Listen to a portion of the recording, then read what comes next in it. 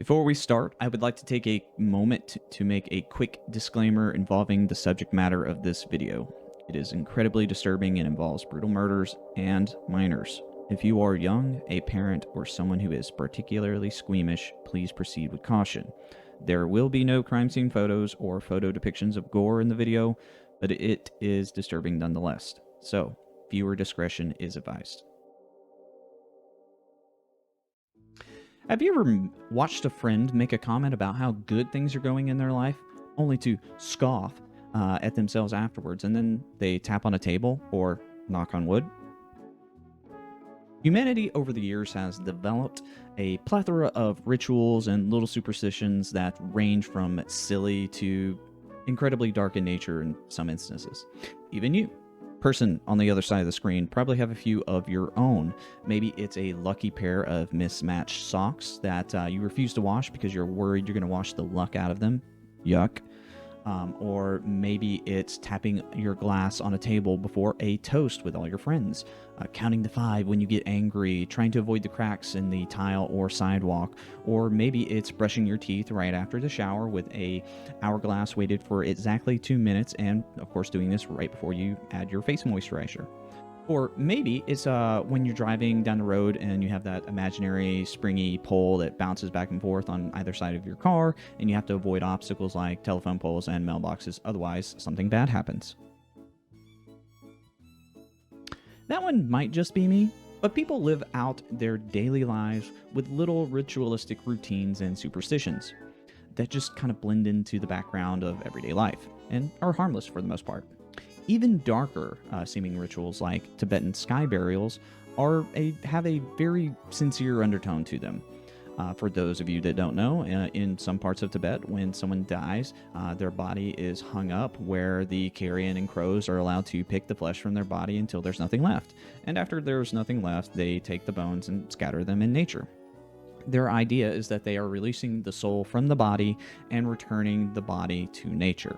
It seems gruesome, but the idea is good-natured, and, well, they're dead, so no harm, no foul. It's just a burial ritual that's different from our own. However, a much more dark ritual used to be that of human sacrifice, where mortals who dared not offend their god by denying them their tithe of flesh and bone would ritualistically sacrifice their fellow man or woman. Sometimes it would be like 50 virgins or something like that. But as we became a more civilized society, you may think that we've done away with such barbarism. You would unfortunately be wrong. Well, you may say that's just some uncontacted tribe in a third world country on the other side of the world. You would be wrong again. Today we're going to be talking about the ritualistic sacrifice and murder of the Sect of Nacozari.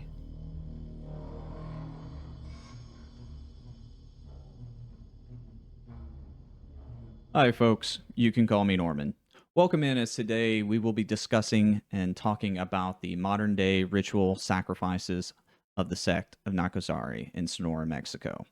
Now, I'm not a true crime expert, nor do I have any credentials in criminal psychology, but I do have this hatchet. And my best friend in middle school was Mexican, and he went on to play for Pumas UNAM as a forward. For those of you that don't know, that's professional football, or as we say in the States, soccer. But before we dive into the Sect of Nacozari, we must first talk a bit about Mexico's past and the rise of the folk saint Santa Muerte, or Saint Death.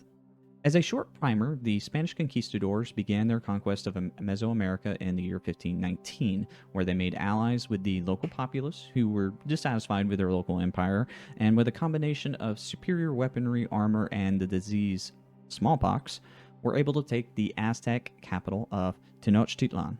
I think I pronounced that right, which is now modern-day Mexico City. Smallpox really did just kind of conquer the Americas for the Europeans, didn't it? After taking the capital, the Spanish were able to make New Spain and dominated the region for the next 300 years. During this time, they did what every good Christian conquering nation did and preached the good news that Jesus loves you and died for you on the cross. And you will accept Jesus into your heart, or else. You know, we are obviously looking at history here as a hindsight 2020 kind of thing. But in my personal experience, sharing the gospel in such a manner has never truly worked. But, you know, I guess this is before that whole saying of you attract more flies with honey than vinegar. However, trying to apply modern morality and ethics to old empires is problematic. So let's just carry on. For the most part, the Spaniards were successful in dismantling the culture of Mesoamerica and integrating the local populace to becoming a more Catholic culture. However, some of their cultural traditions the Spanish couldn't completely stomp out, such as the worship of Mactan Tecutli and Mictacasihuatl, the god of death, and his consort, who have a particular similarity with the later folk saint Santa Muerte. It should also be noted that prior to the conquest of the Aztecs, human sacrifice was a very normal thing.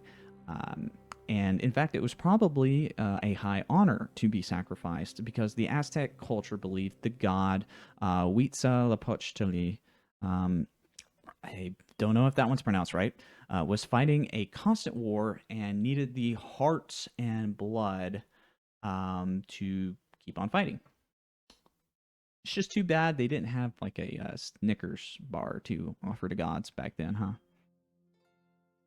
But let's just put a pin in the whole sacrifice discussion for now and talk about Mictacasihuatl and her ties to Santa Muerte. While the reverement of Santa Muerte might not be totally mainstream and recognizable on the world stage, one thing that is pretty recognizable is the holiday Day of the Dead.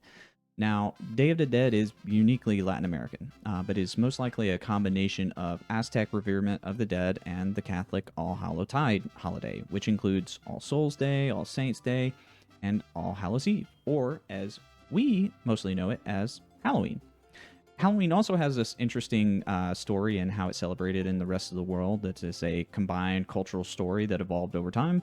But Day of the Dead became a colorful holiday that allowed friends and family to continue to share a cerveza with their dearly departed and share fun stories about them while they prayed for their souls. A lot of the imagery around the Day of the Dead depicts flowery skulls, skeletons, or sugar skulls, which no doubt many of you have seen, I'm sure. And it's incredibly iconic, and in my personal opinion, pretty rad. So you can look at this and see there are some pretty obvious indigenous roots being showcased with Day of the Dead. But it doesn't stray too much from the typical Catholic holiday of praying for the dead. However, the veneration of Santa Muerte is quite different. Now, I'm not going to begin to try and break down the theology and practices of the Catholic Church in painstaking detail, but one thing that sets it apart from Protestant Christianity is its veneration of saints. Also, before we get into this, I just want it to be known that I am not Catholic, so if I do make a mistake, which, let's be honest, I probably will, please let me know in the comments, Catholic folks, where I went wrong. I just want to establish a point for where we're going from here. Now, popular saints could include Saint Michael the Archangel, Saint John, Saint Joan of Arc, which I did not know that Joan of Arc was a saint, but there you go, fun fact, and Saint Jude, just to name a few. So the place of saints in Catholicism is not to worship these saints, but rather to pray to these saints to intercede on the person's behalf for whatever issue a person might be going through in their life. This is one of the main differences between Catholicism and many Protestant practices, as let's say like a Baptist or Methodist would just pray to God directly. So I believe, and I could be wrong, but let's take St. Patrick, for example. You could pray to St. Patrick for protection, and then other saints you could pray to for similar things like good health, safe travels, etc. One of the more popular saints in Mexico would be that of St. Jude, who is recognized as the saint of lost causes or hopelessness. So you pray to St. Jude when you feel like you've ran out of all your options and you just kind of feel hopeless. I'm not going to sugarcoat it, but this makes me feel some type of way about St. Jude's Children's Research Hospital. Not saying they don't do great things, but being the Lost All Hope Hospital seems kind of like bad marketing. Let's put a pin in St. Jude for now, though. So, Santa Muerte translates to Saint Death. And I've never met a person named Death before, or an important Catholic figure who went by the name of Death. Death is just a phase of life. It seems weird for the Catholic Church to have a saint that's just the personification of death, right? Well, that's because Santa Muerte isn't a recognized Catholic saint. In fact, the Catholic Church vehemently opposes praying to Santa Muerte, stating it as demonic and heretical. The Pope says it's a big no-no. So we have this saint of death that is not a recognized Catholic saint, but has some Catholic similarities and a fairly clear indigenous root to Aztec cultural history and their own veneration of the dead, and is specifically very similar to Mictlantecuhtli, the consort of the Aztec god of the dead. So who proliferated our patron of death, Santa Muerte? All right, so it's no big secret that Mexico has some troubles. There's a lot of history with narco gang violence, drugs, kidnapping, intimidation, you name it. Couple that with financial struggles that have been around for some time and probably were exaggerated by the Mexican peso crisis in 1994, and a lot of Mexico's people have been struggling just to get by. The poverty rate in 2020 alone was 44%. That's like every other person you know is impoverished, which is absolutely wild. As a comparison, the poverty rate in the US in 2020 was just 11%. That's a massive difference. It's part of the reason why many migrate to the US to seek a better life. But becoming a US citizen isn't always feasible or easy for many of these people, and I believe this is in part why St. Jude, the Saint of Lost Causes, is so popular in Mexico. Many people have no idea what to do, so they pray for intercession from St. Jude to perform some type of miracle for them. But that is for the devout Catholics, where religion and morality equals piety. But for many others, such as the destitute, the criminales, the narcos, and the outcasts from the Catholic Church, religion and desperation equals something a bit more superstitious and sometimes sinister. In August of 1998, Mexican policia arrested Daniel Armandi Lopez. Lopez orchestrated a kidnapping ring responsible for several kidnappings and murder. Their telltale sign of life given to the ransom recipients, the ear of the victim. They called him El Mocho Rejas, the ear chopper. Now, while the discussion of Lopez and his kidnappings is its own story worthy of a deep dive, there is something interesting that the police discovered when raiding his property: a shrine to Santa Muerte. This particular case was widely televised and shot Santa Muerte straight into the mainstream. It was documented before, but this got a lot of people's eyes on it. Curious, maybe desperate eyes, in my summation. Now, it's estimated that 5% of Mexico's population now are adherents to Santa Muerte. 5% might not seem like a lot, but for an alternative religious movement or a cult, that's pretty massive. That's over 6 million people in Mexico now. Let's compare that to, say, the Branch Davidians, infamous for the siege of Waco, Texas. They only had 85 members at their compound, or when the siege was going on at least. Or there's Jim Jones' cult down in Jonestown. That was over 900 people. Numbers-wise, it's almost incomparable. From the year 2000 onwards, it grew at an unprecedented rate, becoming one of the fastest-growing religious movements in the Americas. Its body of believers, the poor, the outcast, prisoners, police, military, and cartel members, seeking blessings of health, wealth, and protection. What is this reminding me of?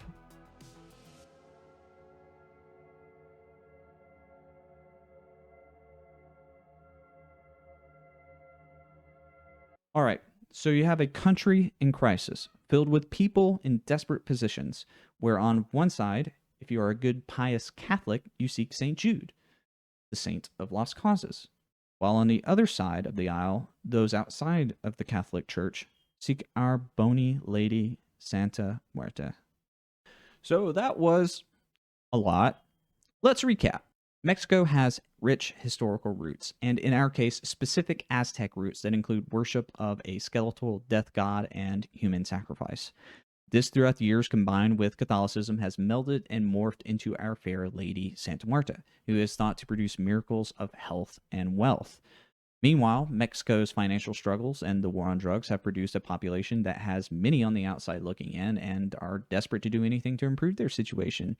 And this includes seeking the blessings of Santa Muerte. Got it? Cool. So now, we can talk about the Sect of Nacozari. The sect was led by a woman named Sylvia Meraz, and the members consisted of her children, her father, her partner, and a family friend. Little is known about her past except that she grew up poor, was a young mother, having her first child at just 16, and was married and then later divorced. Her home was described in a few publications as a shack, even having a dirt floor. Not typically the story of someone who lives a fulfilled life, if you ask me. There's also not much information regarding her being introduced to Santa Muerte, but I can imagine her being told stories treated almost like these legends of the fair bony lady and her blessings. By the time of the Santa Muerte boom in the 2000s, Sylvia would be in her 30s with no clear direction for her life, and it's probably in this time she started to learn more about Santa Muerte and maybe dabble in the idea. Somewhere along this timeline, she begins to claim that she could commune directly with Santa Muerte, something that was also later claimed that her daughters could do. There isn't much information about how this unholy communion took place, whether she felt guided or heard ghostly whispers, hallucinated, or just made it up as a guise to fool her family. We don't know. There is also speculation as to whether she believed in it or not, as she might have used it as a method of control. But she did, in a press conference later, indicate that she did, in fact, believe in it beforehand. So I am a little bit inclined to believe in her, especially with a quote that she had about it. We'll get to later. Either circumstance is inexcusable, though, but we do know somewhere along the path of devotion she became convinced that Santa Muerte would give them a blessing that could turn their economic situation around. But for something to be gained, something had to be given. Like the law of equivalent exchange, but in reverse. For those of you that know, all I can say is, you're welcome. Cleotilda Romero Pacheco was a 55-year-old woman with no relatives that was known locally for selling popsicles. She was also good friends with Sylvia Meraz and her family. She unfortunately would become their first victim. In December 2009, she was lured to a remote location, and remember, they were friends. She probably had no inkling of an idea of what Sylvia was going to do and thought they were maybe just going to go out there and relax and have a beer. But Sylvia told Cleotilde to pick up a 20 peso dollar from the ground, which is the equivalent of $1 US. And when she went to bend over and pick it up, she swung an axe at her neck and kept swinging until she decapitated her. She then collected her blood and smeared it across a shrine or an altar to Santa Muerte. I want to make a quick point about how barbaric and brutal this would have been. See, I had this for a reason. Most axes that people have access to, like at a hardware store, this in particular is a hatchet, but most axes that people have are more wedge than blade. You can see thick on the bottom and it narrows at the top. Okay? In fact, a lot of the ones that you would see are called wedges, but most people would just look at it and say, oh yeah, that's an axe. Yes, they technically can cut, but they're designed to chop across hard objects using a leveraged weight. They're not sharpened like, say, a good kitchen knife would be, because it would just become very dull very quickly. Also, most people don't even bother sharpening axes, wedges, or hatchets because, one, it takes a sharpening stone, and two, there's a technique to it. So most people just use it as is, and they'll work just fine for that. Beheading someone with an axe of any type is not a simple thing. Considering Sylvia's age and their financial standing, meaning they probably only had access to a wedge-style axe for cutting things like firewood, means that it probably took several swings to actually behead her or even kill her. The first few swings probably weren't lethal because remember, she was just bent over picking up a dollar off the ground. That first swing, even if she did hit true, you lose a lot of that force because she's just bent over. So the rest of the force is going to be wasted on transferring the body to the ground, okay? The only hope I can have is that maybe if she did hit well enough on that first swing that maybe it did break her neck and kill her instantly. Either way, chopping off someone's head with an axe is incredibly brutal, and I don't believe it killed her in the first strike. There are stories of executioners in history who were beheading people with an axe. And they, beheading someone with an axe, you place the head on a chopping block. And then you have an axe specifically designed to behead a person. And sometimes, even with them, a person that was trained using a very specific axe and a chopping block having trouble removing the head in a very merciful swing. So I think someone using a hatchet or an axe for firewood and someone standing up, it didn't happen very smoothly. Either ways, afterwards, they tried to burn the body, but failed. Burning a body requires a lot of hot, consistent heat. So when that didn't work, they took her nearby and buried her. Needless to say, there was no apparent blessing bestowed on them by Santa Muerte. The life and blood of an older woman apparently not being enough, Sylvia then became convinced that a child offering would be a better choice. In June of 2010, just 6 months after their first murder, 10-year-old Martin Rios Chaparro was brought to Marat's home by his father, Eduardo Sanchez Ureta, Sylvia's boyfriend, this making Martin essentially Sylvia's adoptive son. Much like Cleotilda, he wouldn't be expecting what was coming to him. I mean, he was more than friends. He was family. He was given alcohol until he became intoxicated, and then at Sylvia's command, her youngest daughter, who was only 13 at the time, stabbed him 30 times, but this didn't kill him. He then dragged his body to their altar where they cut his veins and then later beheaded him. Collected his blood and then smeared it across the altar. Kids can be kind of hard to deal with. And sometimes it can be annoying. But there's nothing quite like the innocence of a child. 10 years old, that's so young, and to be family. It's just another level of evil. It's hard to understand. Obviously, they didn't receive any blessing from Santa Muerte. This is the point where you might think they would start to think maybe this is all just a bunch of dog water and we just murdered two people who were friends and family for nothing.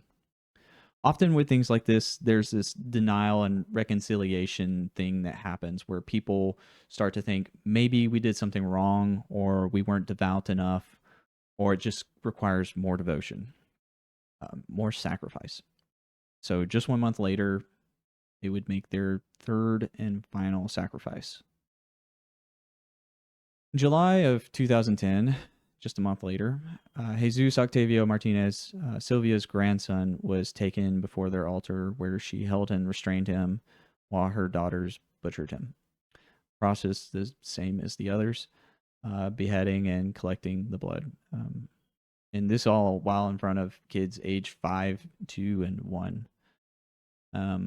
I sincerely hope that for the 1 and 2-year-old, they will be able to forget. But I don't think for the 5-year-old that's going to be something, and there's going to be a lot of repercussions from something like that. Both of the boys were reported missing to the police, but it would take 2 years for any investigation to get any results. The investigation for Martin didn't even have any initial follow-up because when police were questioning locals, they told them that they saw him begging in a nearby city. So they didn't even follow up on it. It wasn't until a relative of the family, not involved with the Sacrificial murders, gave a tip to the police stating that Sylvia Meraz and her family were involved with the occult. His inspiration, apparently, to give the tip was from watching a documentary that involved human sacrifices. Go figure. Honestly, seems a little bit suspicious, but that's just what's reported. This tip at least gave the police the right direction to go through. And after searching their home, found the body of Jesus buried in their youngest daughter's bedroom. After the family was detained, all the family members turned on Sylvia, stating her to be the cult leader. Sylvia was sentenced to 180 years behind bars, while the family received 60, except for the youngest daughter, who was sent to a youth detention center. Also, and this is something I really wasn't familiar with, but apparently in Mexico, the guilty or maybe the accused are forced to have a conference in front of reporters where they're able to ask whatever questions they like. Sylvia here revealed that she began to truly believe in Santa Muerte 2 years prior to the murders. And then when she was questioned about Santa Muerte giving them money, her response, what can she give you? Nothing. So one thing I want to make abundantly clear now is that the sect of Nacozari is a niche sect of Santa Muerte. Most practitioners, maybe barring, the narcos or cartel members, believe that taking human life is abhorrent and evil. Just to make an example from something I mentioned earlier, the Branch Davidians, they are an offshoot of the Seventh-day Adventist Church, but no one from the official church approved of what the Davidians were doing. Now, maybe they would condemn the FBI for gross overreach. You know what? That's a rabbit hole I don't have time for today. My point being is just because someone follows Santa Muerte doesn't mean they're a murderer and they're just as deserving of love, outreach, and help as anyone else. It's a product of people trying to find hope in their situation and be a part of a community where maybe others have ostracized them. As always, I encourage people to do their own research because I'm just a dude on the other side of the screen. I'm not real. I'm just a bunch of ones and zeros with a facsimile of a man. Many Mexican publications can be translated on the web from Spanish to English, and there is a fantastic podcast called Cults that did an incredible job on the details and goes much more into the criminal psychology of the case. There is also the Red Thread podcast, which I'm sure many of you are probably aware of and maybe already watched their video on the subject. But this is where I first heard about the sect of Nacozari. I think Caleb, Isaiah, and Jackson do a good job of being respectful of the victims, giving good information, and also telling jokes. Because topics like these are dark enough on their own, and I think it's good to lighten the mood when it's appropriate. Gallows humor has never killed anyone, I think. Either way, thank you for watching the video. I appreciate your time and consideration very much. And if you did enjoy the video, please leave a like or comment or both. If you're so inclined, it's free. But that's all for me. Ciao for now.